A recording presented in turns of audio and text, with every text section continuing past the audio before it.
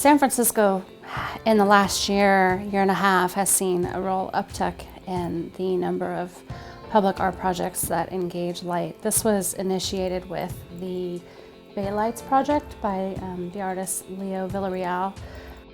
And I think that the city in general is interested in branding itself as a destination for light art.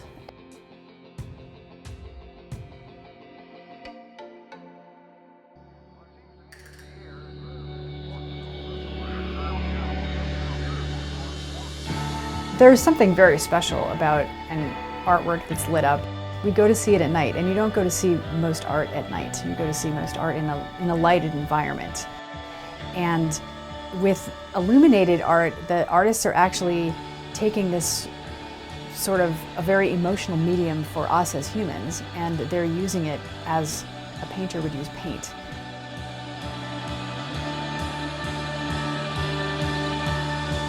It's been a fascinating journey to figure out how to light the pieces correctly. The lights are both sound reactive and can react to different stimuli. They form shadows on the ground, which is kind of an interesting play between positive and negative. And I think that's a very interesting way to think about light in the way that it passes through different objects, or the way that if it's lit from the outside, things tend to look a little bit more solid.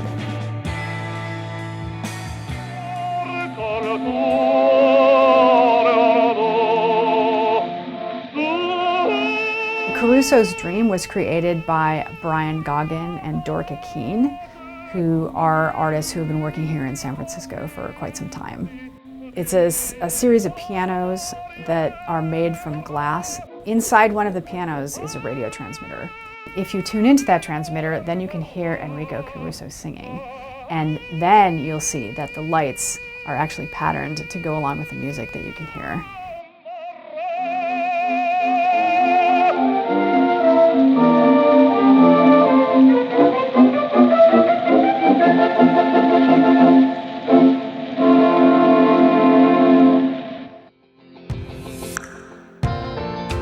When we chose materials for this, we intentionally chose a translucent plastic. This is actually polypropylene. So the nice thing about that is it sheds light in a really nice way. It has a milky white color, but it takes on whatever color you illuminate it with. So there's a fair amount of ambient light here, but when it's dark outside, the whole flower really lights up and kind of takes on the colors that shine on it.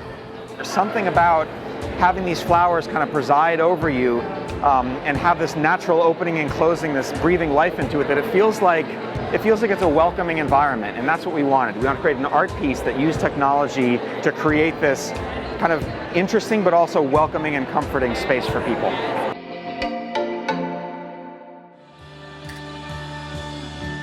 So as humans, we seem sort of naturally drawn to light.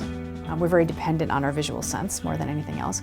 And light seems particularly important to us humans when the days get very, very short, if we live in very northern or southern regions. And so there are a lot of cultures that have developed rituals that happen at solstice time. So we have holiday lights that are associated with Christmas, and that sort of goes back to, pagan rituals of creating circles of light and using light to bring people together in the winter, and creating a warmer atmosphere in the very shortest days and longest nights of the year. So just having light in the winter is important, and then being able to attach that to art and being able to go walk together and look at art together in the darkness of winter is a very evocative human experience. I think that people tend to feel that they are solid objects, and they're going through the world.